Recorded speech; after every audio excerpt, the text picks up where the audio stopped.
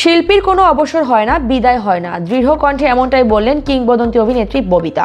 দীর্ঘ অভিনয় জীবনের অসংখ্য প্রাপ্তি, আন্তর্জাতিক স্বীকৃতি আর রাষ্ট্রীয় সম্মান সবকিছুর পরও তিনি মনে করেন একজন শিল্পীর আসল শক্তি কাজের প্রতি দায়বদ্ধতা আর মানুষের ভালোবাসা।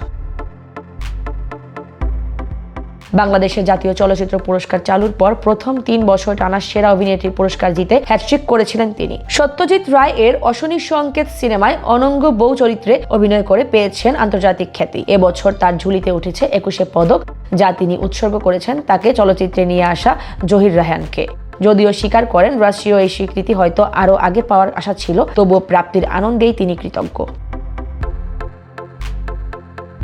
দর্শকের ভালোবাসাকে জীবনের সেরা পুরস্কার মনে করেন ববিতা। ফুল বিক্রেতা এক কিশোরীর বিনামূল্যে ফুল উপহার দেয়া কিংবা কানাডার ক্যালগারিতে প্রবাসী বাঙালিদের আবেগঘন অভ্যর্থনার স্মৃতি আজও তাকে আপ্লুত করে। তার কথায়, একজন শিল্পীর কাছে মানুষের এমন ভালোবাসার চেয়ে বড় প্রাপ্তি আর কিছু হতে পারে না।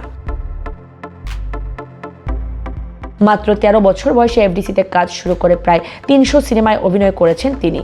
সকাল দুপুর রাত 3 শিফটে কাজ করেছেন একটানা, কিন্তু এখন এফডিসির পাশ দিয়ে গাড়ি গেলে তার মন কেঁদে ওঠে। আগের সেই জমজমাট পরিবেশ নেই, অনেক ফ্লোর ভেঙে গেছে, সিনেমার বদলে বিজ্ঞাপনের শুটিং বেশি হয়। নেই সেই সময়ের প্রখ্যাত নির্মাতারা খান আতা, আমজাদ হোসেন, সুভাষ দত্ত, নারায়ণ ঘোষ, মিতা। তার মতে চলচ্চিত্র সম্পর্কে জ্ঞান সম্পন্ন নেতৃত্ব ছাড়া এই অঙ্গনের উন্নয়ন সম্ভব নয়।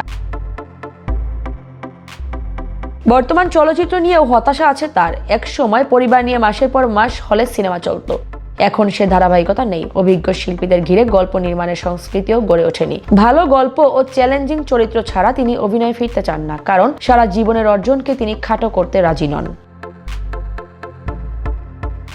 প্রযোজক হিসেবেও চেষ্টা করেছিলেন, পোকামাকড়ের ঘর বসতি লোকসানে যাওয়ার পর বন্ধ করতে হয়েছে ববিতা মুভিজ।